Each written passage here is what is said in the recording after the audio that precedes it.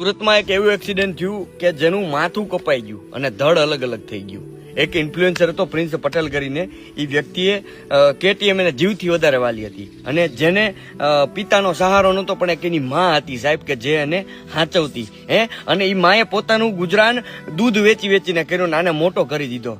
વિચાર તો કરો સાહેબ, ઈ માં ઉપર અત્યારે શું વીતી હશે. એ વ્યક્તિ ફૂલ સ્પીડમાં બાઇક લઈને જતો હતો સુરતની અંદર. એ જે એની બાઇક હતી ને એની ઉપરથી એનો જે કાબુ હતો સ્પીડના લીધે એ ગુમાવી બેઠો અને એ બાઇકની એટલી બધી સ્પીડ હતી કે સાહેબ એનું માથું પણ અલગ વહી ગયું, ડિવાઈડર આડે ભટકાય અને એનું ધડ પણ અલગ થઈ ગયું. ત્યાં જોવાવાળા લોકો તો અચંબિત થઈ ગયા, ઓહો. પણ સાહેબ આ એક્સિડન્ટ જોઈને હું એટલું જરૂરથી કહીશ કે સાહેબ આ માનું રુદન જોવો.